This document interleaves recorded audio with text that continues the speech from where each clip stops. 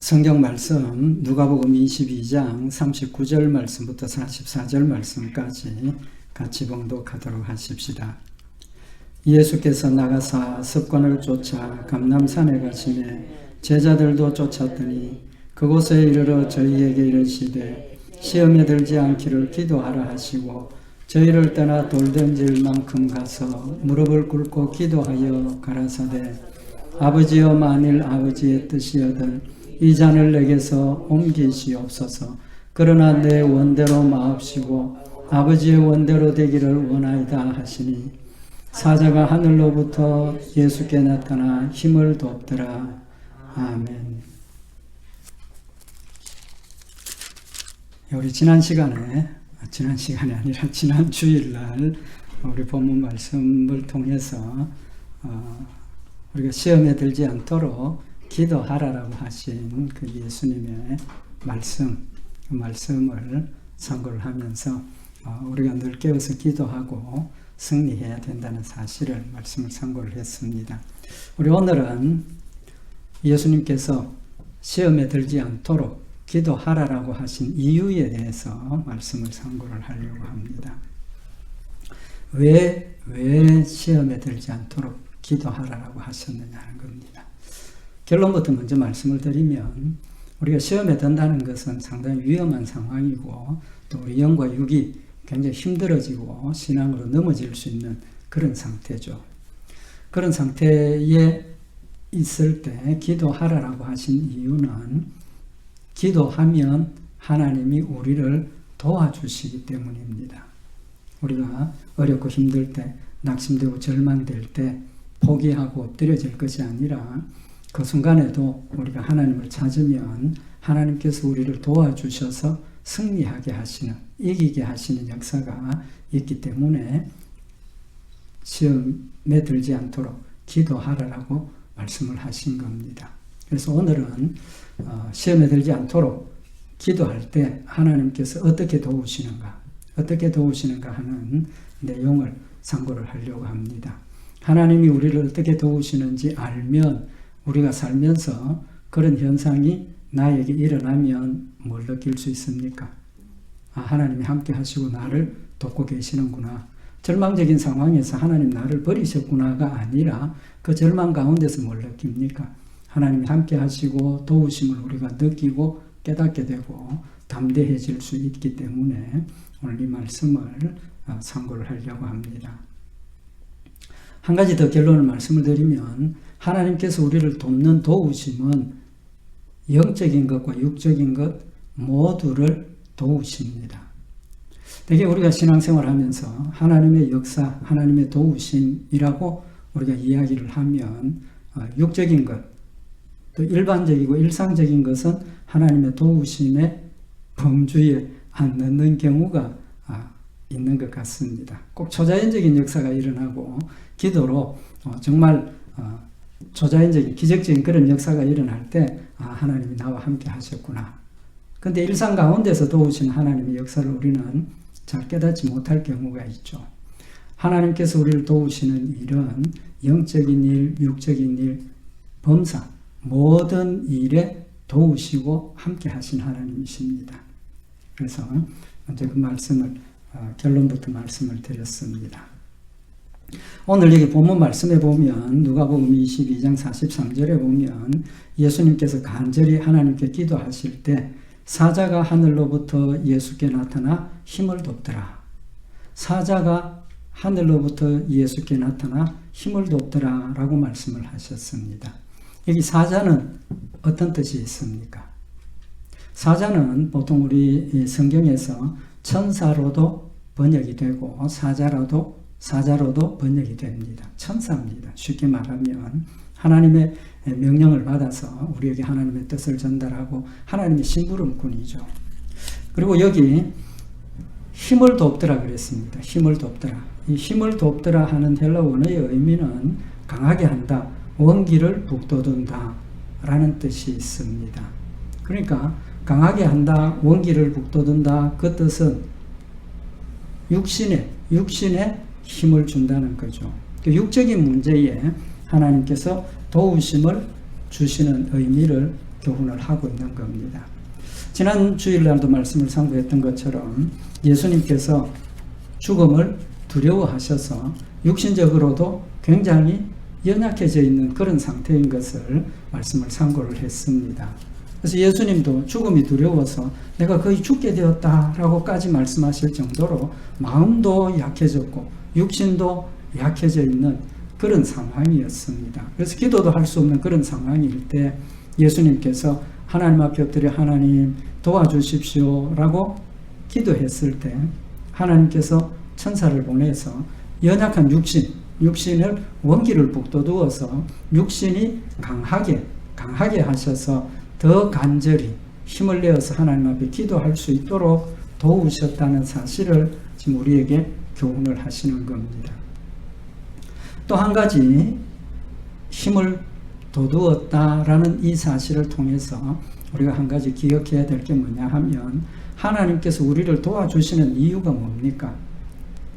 우리가 연약하면서 회복하고 이길 수 있도록 감당할 수 있도록 도와주시는 거죠. 그 의미가 뭐냐 하면 하나님께서 나로 승리하게 하시는 일에 누구를 쓰십니까? 나를 쓰신다는 겁니다. 결론은 내가 싸워서 승리할 수 있도록 하신다는 겁니다.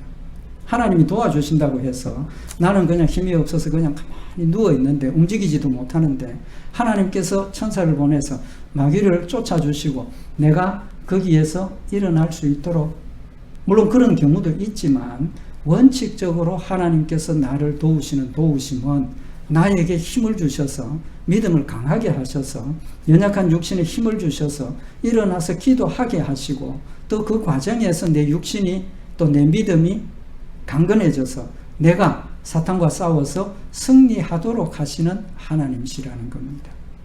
그래서 하나님의 도우심은 초자연적인 역사뿐만 아니라 내 가운데 역사하셔서 나를 통해서 하나님께서 승리하게 하시는 하나님의 역사라는 사실을 우리가 한번 명심을 해야 된다라고 생각을 합니다. 결론은 하나님께서 역사하셔서 우리 성도들 각자가 사탄과 싸워서 각자가 승리하게 하시는 겁니다. 그 개념이 뭐냐 하면 우리 모든 성도들이 하나님의 뭐라고 그랬습니까? 군사라 그랬지 않습니까? 우리 모두가 군사입니다. 모두가 싸워야 되는 겁니다. 우리는 가만히 있고 하나님께서 사탄을 물리쳐 주시는 그런 상황이 아니라는 겁니다. 그래서 예수님께서 성도들을 위해서 기도하시면서 아버지 저들을 지켜주십시오. 보존해 주십시오라고 기도하시면서 그 보존의 의미가 사탄이 없는 안전한 곳으로 그들을 데려서 격리시켜서 지켜달라는 뜻이 아니라 뭐라고 그랬습니까? 각각의 성도들이 사탄과 싸워서 승리할 수 있도록 각각의 성도들이 죄악에 물들지 않도록 지켜달라는 겁니다. 그래서 우리 모든 성도들이 하나님의 군사요 사탄과 싸우는 군사라는 사실을 우리가 한 번 더 명심을 하고 우리가 직접 지금 싸우고 있다. 내가 승리해야 된다라는 사실을 우리에게 교훈을 하시는 말씀인 겁니다. 오늘 여기 예수님께서 힘이 없어서 엎드려져서 하나님 도와주십시오 기도했을 때 누구를 보냈습니까? 천사를 보냈죠. 천사. 우리 이 천사에 대해서는 별로 많이 우리가 언급을 안 하게 되는데 하나님께서 천사를 보내셔서 나의 모든 일들을 도우시고 함께하게 하셔서 승리하게 하시는 겁니다. 물론 천사를 통해서 하시는 일이지만 하나님이 하시는 일이기는 하죠. 천사를 보내서 천사가 예수님을 돕도록 하셨다는 겁니다. 성경에 이 천사의 역사들을 여러 군데서 기록을 하고 있습니다. 예를 들면 예수님하고 관계된 내용을 우리가 보면 예수님 세례 받으시고 어떻게 됐습니까? 성령님이 충만하고 성령이 충만하게 된 그 상황에서 어디로 갔습니까? 광야로 가게 되죠. 이 내용이 마태, 마가, 누가복음에 기록이 되어져 있는데 조금씩 차이가 있습니다. 내용이.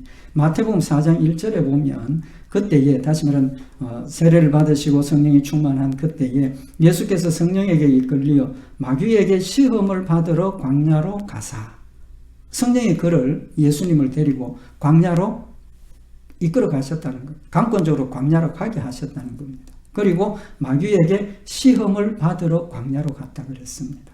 그리고 마태복음 4장 2절에 보면 40일을 밤낮으로 금식한 후에 줄이신지라. 40일 동안 밤낮으로 금식하시고 배가 고팠다는 거죠. 그때 무슨 일이 일어납니까? 사탄이 찾아와서 세 가지 예수님을 시험을 하죠. 그 사탄에 물리쳤습니다. 마태복음에 그렇게 기록이 되어져 있는데 마가복음에는 1장 12절에 보면 성령이 곧 예수를 광야로 몰아내신지라. 광야에서 40일을 계셔서 사탄에게 시험을 받으시며 들짐승과 함께 계시니 천사들이 수종들더라. 이 마가복음에 있는 이 내용을 보면 40일 동안 거기 계시면서 사탄의 시험을 받은 걸로 되어 있죠. 어느 게 맞습니까? 둘 다 합쳐야 됩니다. 내용을 합쳐야 되는 거죠. 그러니까 예수님께서 사탄의 이끌림으로 광야에 가셔서 40일 동안 금식하면서 기도하는 가운데 계속해서 사탄의 공격을 받은 거죠. 받은 겁니다. 그 다음에 40일이 끝나는 그때 마지막에 사탄이 최후로 세 가지를 시험하는 걸로 우리가 이해를 하는 게 좋겠다는 거죠. 근데 중요한 게 뭐냐 하면 예수님께서 광야로 가신 것이 성령에 이끌려서 가셨는데 마가복음 1장 13절에는 사탄에게 시험을 받으시며 들짐승과 함께 계시니 천사들이 수종들더라. 천사들이 수종들더라. 예수님께서 광야 40일 동안 금식하면서 기도하는 동안 예수님 홀로 계신 게 아니고 누가 와 있었습니까? 천사가 와서 수종 들고 있었다는 겁니다. 또 마태복음에 있는 말씀을 보면 끝나고 난 뒤에 사탄이 시험하고 사탄을 물리치고 난 뒤에 어떤 현상이 일어났습니까? 천사가 예수님을 수종 들었다라고 기록을 하고 있는 겁니다. 그러면 이 천사의 역할은 어떤 역할을 하는 겁니까? 예수님, 하나님께서 보내셔서 예수님과 함께 천사가 있게 하시고 천사가 예수님의 육신적인 연약함을 도와주시고 함께 하시는 그런 역사가 있었다라고 볼 수가 있죠. 또 한 가지 사실을 우리가 보면 다니엘이 뭐 여러 가지 사실이 많이 있지만 다니엘이 시험을 받죠. 어떤 시험을 받습니까?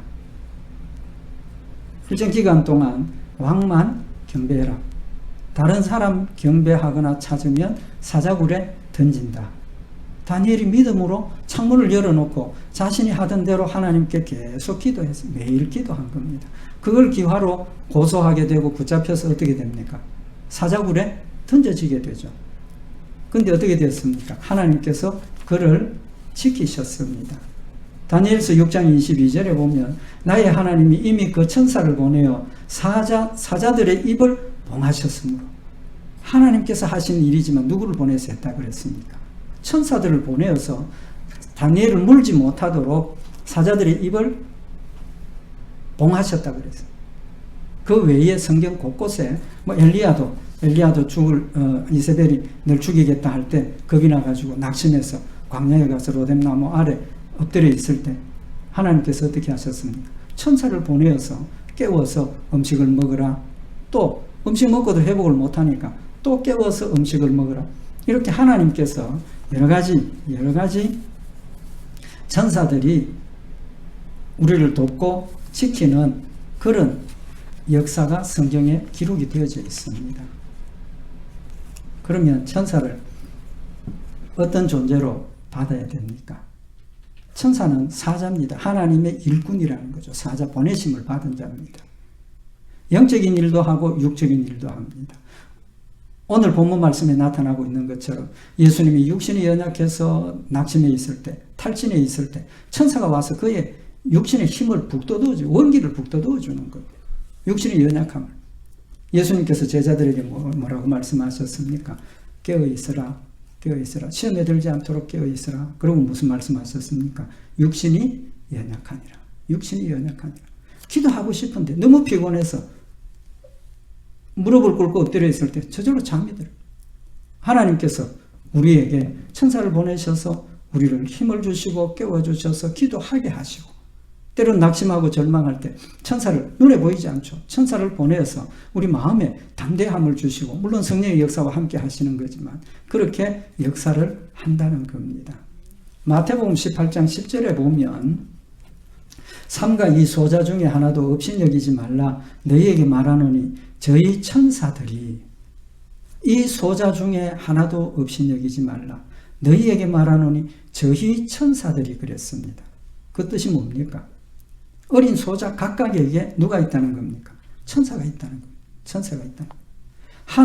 하늘에서 하늘에 계신 내 아버지의 얼굴을 항상 배우느니라. 소자, 어린 아이, 어린 소자 하나를 무시하지 말라는 겁니다. 그 어린아이 소자에게 한 것이 하나님께 한 것이고 하나님께서 갚아주신다라고 말씀을 하시면서 그 어린 소자에게 저희 천사들이 있다는 겁니다. 그래서 어떤 개념이 생기느냐 하면 수호천사라고 이야기를 하죠. 수호천사. 그 뜻이 뭡니까? 하나님께서 천사를 보내서 우리 성도들을 각각 지켜주신다는 것. 지키는 천사가 있다는 겁니다. 중요한 게 뭐냐 하면 히브리서 1장 14절에 모든 천사들은 부리는 영으로서 구원 얻을 후사들을 위하여 섬기라고 보내심이 아니뇨. 하나님께서 천사를 보내시는데 각각의 성도들에게 천사를 보내시고 국가를 지키는 천사도 있고 뭐 여러 가지 천사들이 있습니다. 천사들을 보내시는데 그 천사는 부리는 영이라 그랬습니다. 헬라 원어의 의미가 뭐냐 하면 봉사하는 영이다. 섬기는 영이다. 그 말입니다. 그러니까 하나님께서 보내는 천사는 하나님께서 보내시는 일하는 일꾼이라는 겁니다. 사역자라는 겁니다. 뭘 하는 겁니까? 구원 얻을 후사들을 위하여 섬기라고. 우리 성도들에게 봉사하라고. 우리 성도들을 보호하고 용기를 주고 인도하고 깨닫게 하고 그런 일을 하도록 천사를 보내셨다는 겁니다. 근데 우리는 천사에 대해서 어떤 생각을 많이 합니까? 천사는 영적인 존재죠. 하나님께서 만드신 피조물인데 영적인 존재입니다. 그러니까 우리 마음속에 어떤 마음이 생깁니까? 천사들이 우리보다도 더 좀 월등하다 그런 개념을 가지게 되고 또 옛날에는 어떤 생각까지 했습니까? 숭배까지 하는 그런 상황이 벌어지기도 했죠. 그래서 사람들이 천사는 영적인 존재이기 때문에 숭배하는 그런 존재로 여길 수가 있습니다. 분명히 말씀드리지만 천사는 숭배의 대상이 아닙니다. 숭배의 대상이 아닙니다. 우리 성도들을 뭐 하는 존재입니까? 돕고 우리 성도들을 섬기는 존재일 뿐이지 우리가 숭배할 대상은 아니라는 겁니다. 만약에 천사가 영적인 존재이기 때문에 우리가 천사에게 경배하고 천사에게 고맙다고 하면 뭐가 됩니까? 천사는 우상이 되는 겁니다. 주 너희 하나님만 섬기고 하나님만 경배하고 하나님만 믿고 의지하라 하셨는데 천사를 섬기게 되면 천사가 하나님이 되는 우상이 된다는 그 절대로 아니라는 거죠. 어디에서 우리가 그걸 볼 수 있느냐 하면 요한계시록 22장 8절에 보면 요한이 하나님의 계시를 받고 요한계시록을 기록을 하게 되는데 요한에게 천사가 와서 하나님의 계시를 전달하게 됩니다. 이것들을 보고 들은 자는 나 요한이니 내가 듣고 볼 때에 이 일을 내게 보이던 천사의 발 앞에 경배하려고 엎드렸더니 사실은 요한까지도 천사가 와서 하나님의 말씀을 전하고 계시해 주니까 그 앞에 엎드려서 경배하려고 했다는 겁니다. 그때 천사가 하는 말이 저가 내게 말하기를 나는 너와 네 형제 선지자들과 또 이 책의 말을 지키는 자들과 함께 된 종이니 우리하고 같은 존재라는 겁니다. 피조물이라는 겁니다. 경배받고 숭배받을 존재가 아니라는 걸 명백하게 지금 밝히면서 그리하지 말고 오직 하나님께 경배하라 하더라. 수호천사 경배하는 것 절대로 아닙니다. 천사는 우리 경배의 대상이 아니고 우리를 보호하라고 하나님께서 보낸 일꾼일 뿐이라는 겁니다. 어떤 의미에서 보면 천사는 우리 성도들을 섬기는 자, 우리 성도들을 봉사하는 자. 그렇다 보면 우리가 좀 더 우월한 지위에 있다 그런 생각도 해볼 수 있겠죠. 어쨌든 중요한 것은 하나님께서 이 천사들을 보내어서 우리의 연약한 육신을 도와주시고 우리의 위험한 육신의 상태를 지켜주시는 그런 역할을 하고 있다는 겁니다. 그래서 하나님께서는 우리가 엎드려 기도할 때, 예수님 기도할 때 천사를 보내셔서 원기를 북돋워 주시고 용기를 가지게 하시고 기도하게 하시는 역할을 감당하게 하셨다는 겁니다. 그럼 지금 하나님 나와 함께 하고 계시지만 누구와 함께 있게 했습니까? 천사를 내 옆에 지금 우리 눈에는 안 보이지만 천사를 우리 주변에 둘러서 보호하고 계신다는 겁니다. 그래서 위험한 일, 급작한 일 하나님 직접 하시지만 천사들이 우리를 보호하고 있다라는 사실을 우리가 한번 느껴보자는 겁니다. 그러니까 우리는 눈에 아무것도 안 보이지만 뭐 해야 됩니까? 담대해야 되죠. 담대해야 됩니다.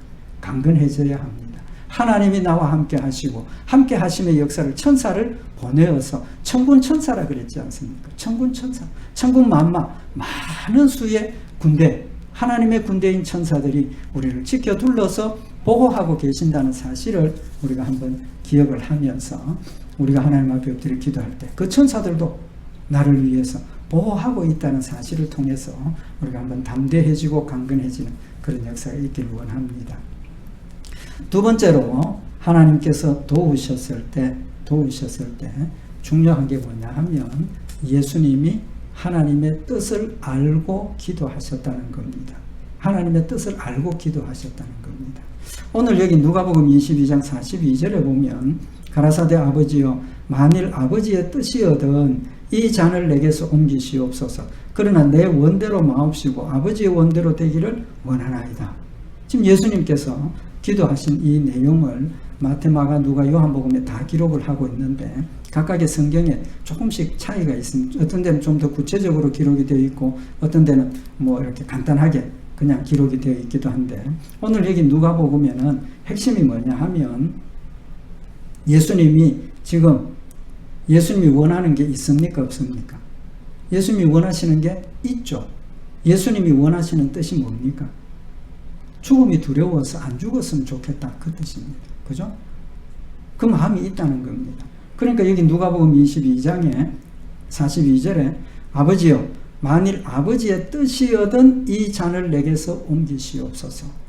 아버지의 뜻을 이야기는 했지만 지금 예수님의 마음은 무슨 마음입니까? 안 죽었으면 좋겠다는 거죠. 나는 안 죽었으면 좋겠는데 아버지의 뜻이거든 내가 원하는 대로 해주시고 아버지의 뜻이 아니면 아버지 뜻대로 되기를 원합니다. 자신의 뜻이 있습니다. 자신의 뜻이 있지만 그 뜻을 버리고 아버지의 뜻을 지금 찾고 있는 모습을 볼 수가 있죠.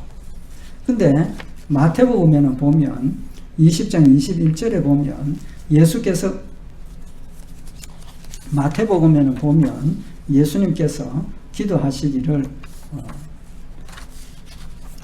아버지의 뜻이거든 옮겨주십시오가 아니라 자신의 뜻은 기도하시면서 마태복음 26장 39절에 조금 나아가서 얼굴을 땅에 대시고 엎드려 기도하여 가라사대 내 아버지여 만일 할만하시거든 이 잔을 내게서 지나가게 하옵소서. 뜻이 뭡니까? 할만하시거든 이 잔이 내게서 지나가게 하시옵소서. 그렇게 기도하고 있죠. 그러니까 내 원대로 하기를 원하지만 아버지의 뜻을 앞세우고 있는 모습인데 마가복음 14장 35절에 보면 조금 나아가 땅에 엎드려 될 수 있는 대로 이때가 자기에게서 지나가기를 구하여.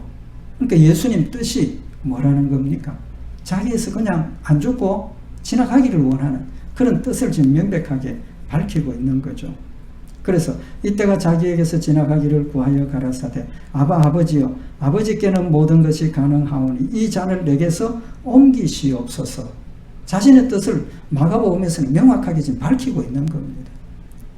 근데 좀 전에 봉독해 드린 것처럼 누가복음이나 마태복음에서는 명백하지는 않지만 자신의 뜻을 밝혔죠. 그러나 마가복음에는 분명히 안 죽기를 원하시고 계신다는 겁니다. 자기 뜻대로 기도를 하고 있는 거죠. 그렇지만 처음에 말씀드린 것처럼 지금 예수님의 마음속에는 뭐가 있습니까? 아버지의 뜻이 있다는 겁니다. 아버지의 뜻을 알고 있다는 겁니다. 만약에 아버지의 뜻을 알지 못했으면 예수님의 기도가 어떻겠습니까? 자신 죽을 줄도 모르고 있는 것이고 또 죽음이 닥쳐오는 자기를 잡으러 온다는 그 사실을 알았지만 아버지의 뜻을 모른다면 어떻게 기도하겠습니까? 끝까지 자기의 뜻대로 기도할 수밖에 없다는 겁니다. 근데 중요한 것은 뭐냐 하면 우리의 기도가 아버지의 뜻을 알아야 된다는 거죠. 아버지의 뜻을 알아야 된다는 겁니다. 왜 그렇습니까? 우리의 기도가 기도한 대로 이루어지기 위해서는 뭐가 있어야 됩니까? 뭐가 있어야 됩니까? 아버지의 뜻대로 기도할 때 기도한 대로 이루어진다 그랬습니다. 아버지의 뜻대로 기도할 때 우리가 기도하고 받지 못하는 이유는 기도하고 받지 못하는 이유는 욕심으로 우리가 구하기 때문이라는 사실을 성경은 우리에게 말씀하고 있지 않습니까? 마태복음 20장에 보면 예수님께서 앞으로 내가 잡혀서 죽는다라고 말씀을 하셨을 때 세베대의 어머니가 예수님을 찾아왔습니다. 뭘 부탁을 합니까? 마태복음 20장 21절에 보면 예수께서 가라사대 무엇을 원하느냐 가로되 이 나의 두 아들을 주의 나라에서 하나는 주의 우편에 하나는 주의 좌편에 명하소서. 무슨 뜻입니까? 예수님 앞으로 하나님 나라가 임하면 내 아들 둘이 있는데 하나는 우편에 하나는 좌편에 우의정 좌의정 삼아 주십시오. 지금 높은 자리를 원하고 있는 거죠. 예수님의 대답이 무엇입니까? 마태복음 20장 22절에 보면 예수께서 대답하여 가라사대 너희 구하는 것을 너희가 알지 못하는도다. 지금 세베대의 어머니에게 너 지금 구하는 것 뭘 구하고 있는지 너 지금 모른다 그렇게 말씀을 하십니다. 알고 있습니까? 모르고 있습니까? 알고 있지 않습니까? 내용이 뭡니까? 예수님 나라가 임한다는 걸 알고 있고 임하면 내 아들 좌측 우측 제일 높은 자리에 앉혀주십시오. 알고 있습니다. 근데 예수님께서 네가 지금 뭘 원하는지 뭘 구하는지 너 모르고 있다 그렇게 대답을 하고 계시는 거죠. 그 의미가 뭐겠습니까? 그 의미가 뭡니까? 하나님의 뜻이 무엇인지 하나님의 계획이 무엇인지 하나님의 나라가 무엇인지를 모르고 있다는 겁니다. 모르고 있다는 겁니다. 그냥 세상적인 일로만 받아들였지 영적인 일과 하나님이 약속하신 그 천국의 의미를 깨닫지 못하고 있다는 겁니다. 우리가 하나님 앞에 엎드려 기도할 때 하나님의 뜻을 알고 하나님의 나라를 알고 하나님이 우리에게 원하시는 것을 알고 기도할 때 그 기도가 온전한 기도가 되는 것이지 그냥 세상적인 기준에서 세상적인 어떤 생각에서 우리가 기도하면 그건 기도가 잘 못 되는 거죠. 모르고 하는 기도라는 겁니다. 그래서 예수님께서 너희가 알지 못하는도다 나의 마시려는 잔을 너희가 마실 수 있느냐 예수님께서 다시 물으시는 겁니다. 뭘 물으셨습니까? 나의 마시려는 잔을 너희가 마실 수 있느냐 뭘 물으시는 겁니까? 지금 예수님 내가 마시는 잔은 뭘 의미합니까? 죽으심을 이야기를 하는 거죠.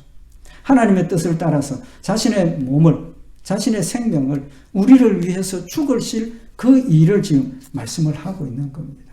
뭘 깨우쳐 주시는 겁니까?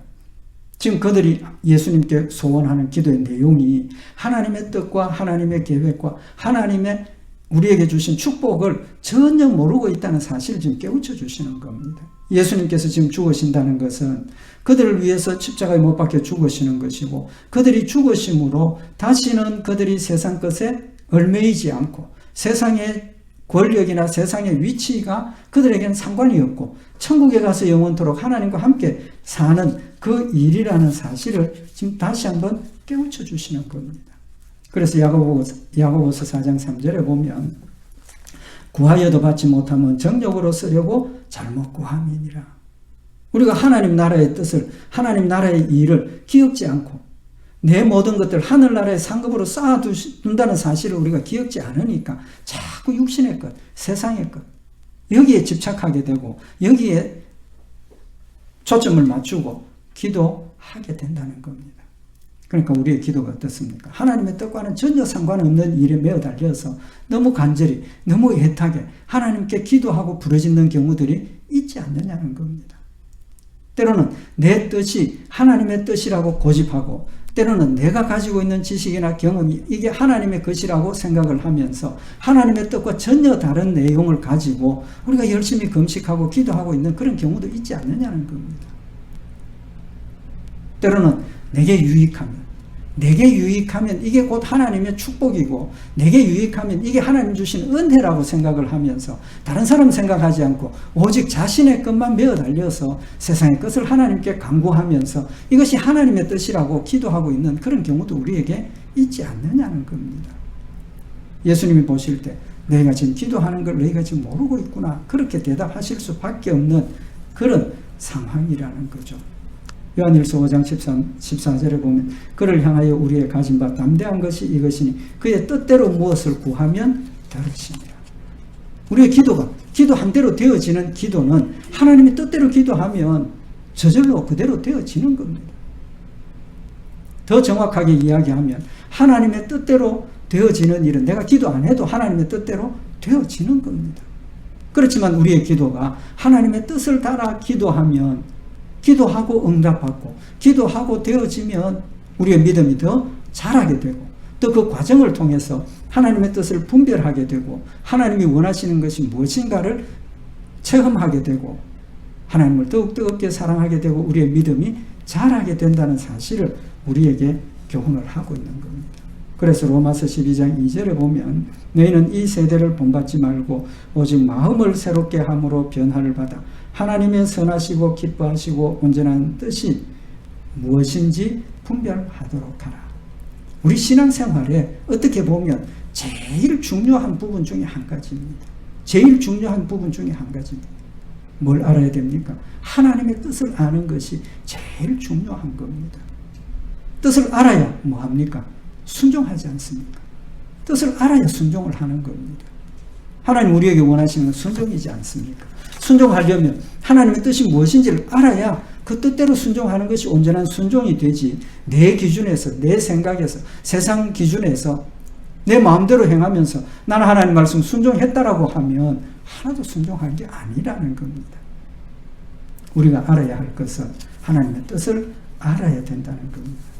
근데 문제는 하나님의 뜻을 알 수 있습니까? 없습니까?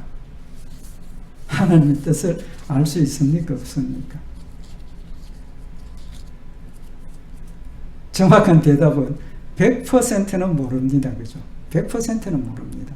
그렇지만 알 수 있는 것도 많습니다. 뭘 통해서 알 수 있습니까? 성경 말씀을 통해서 아는 겁니다. 하나님께서 우리에게 하나님의 뜻을 기록한 말씀으로 주신 겁니다. 그래서 성경이 중요하고 그래서 하나님의 말씀을 우리가 열심히 상고해야 하는 겁니다. 뜻을 모르면 뭘 봐야 됩니까? 목사 찾아와가지고 목사님이 하나님의 뜻이 뭡니까? 물론 도움은 되겠죠. 왜? 성도들보다 성경을 더 많이 아니까. 우리 성도들이 1차적으로 하나님의 말씀을 날마다 묵상하고 상고해야 하는 이유는 그 일을 통해서 뭘 알게 됩니까? 하나님의 뜻을 알게 되기 때문입니다. 하나님의 뜻을 알게 되기 때문에. 그래서 하나님의 뜻대로 기도하는 대로 이루어집니다. 그죠? 그러면 하나님의 뜻대로 기도해야 이루어지는데 조금 전에 질문드린 것처럼 하나님의 뜻을 완벽하게 100% 다 모르지 않습니까? 다 모르지 않습니까? 또 오늘 예수님께서 기도하시는 것처럼 하나님의 뜻을 알면서도 누구의 뜻이 먼저 앞섭니까? 자신의 뜻이 앞서는 겁니다. 예수님 자신이 죽어야 된다는 사실을 알았지만 죽음을 앞두고 너무 두려워서 아버지 할 수 있거든 이 죽음이 나한테서 그냥 지나갈 수 있도록 해주십시오라고 기도하고 있지 않습니까? 그러면 우리가 기도할 필요가 있습니까? 없습니까? 하나님의 뜻을 모르면 기도할 필요가 있습니까? 없습니까? 그래도 기도해야 되는 겁니다. 하나님의 뜻을 몰라도 기도해야 됩니다. 내 뜻대로 엎드려서 기도하다 보면 하나님께서 그냥 버려두시지 않고 내가 기도한다는 그 사실 때문에 하나님께서 나의 마음속에 말씀을 깨닫게 하시고 하나님의 뜻을 깨닫게 하시는 겁니다.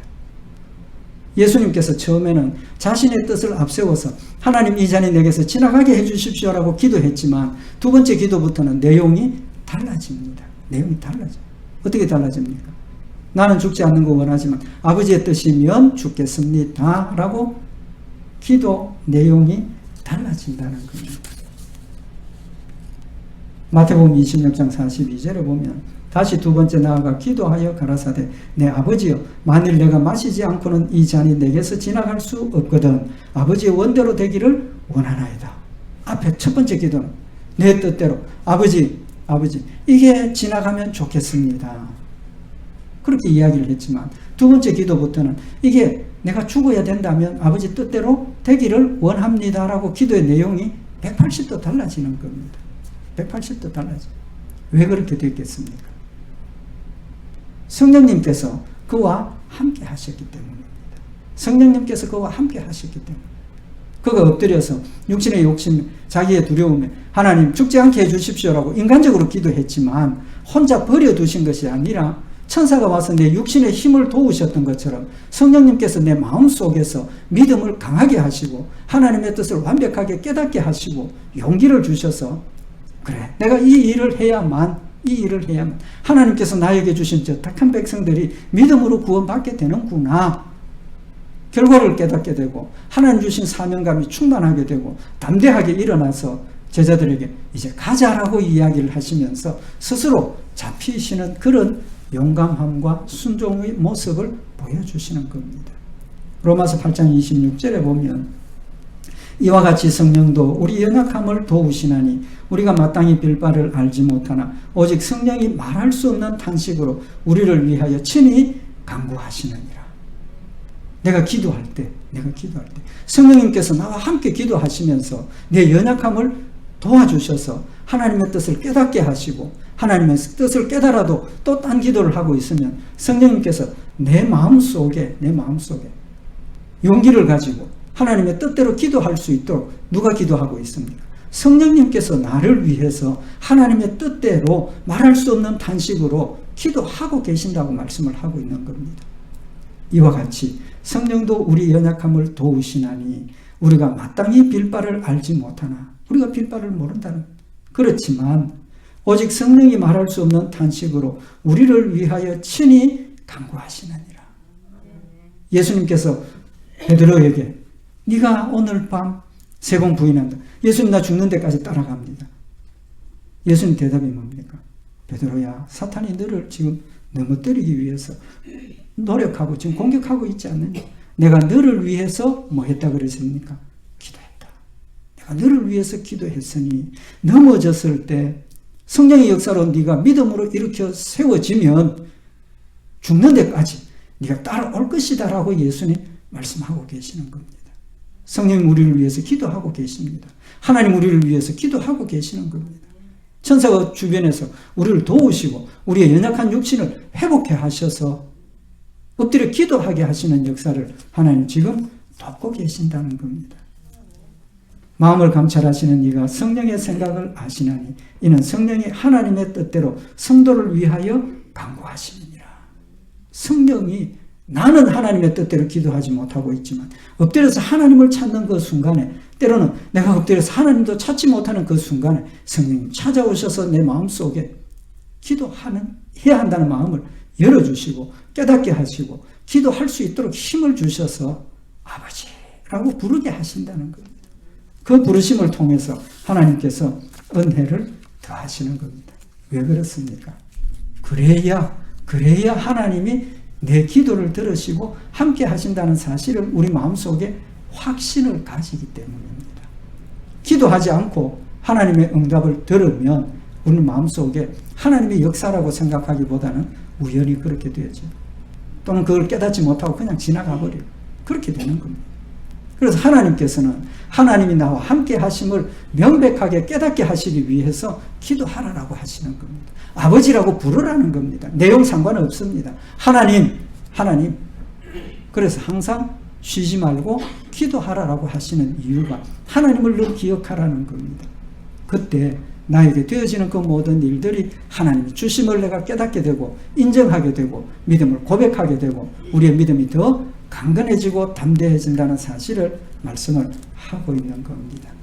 성령이 지금 우리와 함께 하고 계십니다. 그렇기 때문에 여러분과 저는 예수를 나의 구주로 믿음으로 고백하고 있는 겁니다. 승리하는 신앙생활, 싸워서 이기는 신앙생활을 위해서 하나님이 함께 하심을 늘 기억하고 항상 항상 하나님을 기억하고 하나님을 찾는 그런 믿음의 모습이 될 때 천사를 보내시고 천사와 함께 있게 하시고 성령님 내 안에 함께 계셔서 승리하게 하신다는 사실을 말씀을 하고 있는 겁니다. 우리 오늘 이 말씀 다시 한번 기억하고 항상 내 안에 역사하시고 나와 함께 하신 하나님께서 나를 지키고 계신다는 사실을 마음에 새겨서 담대하고 강건하게 우리가 믿음으로 순종하며 승리하는 우리 복된 성도들 되시길 바랍니다. 기도드리십시다. 사랑의 하나님 아버지, 우리를 사랑하셔서 늘 함께 하시고 성령님 늘 함께 하셔서 말씀으로 깨우쳐 주시고 이끌어 인도하심을 다시 한번 마음에 새기는 시간이 되게 하시고 함께 하시며 말씀으로 깨닫게 하시고 말씀으로 순종하게 하시는 하나님의 역사를 소멸치 않고 순종하며 승리하는 복된 성도들 되도록 좀 축복하여 주시옵소서. 늘 함께 하실 줄 믿고 감사드리오며 우리 주 예수 그리스도의 이름으로 기도드리옵나이다. 아멘.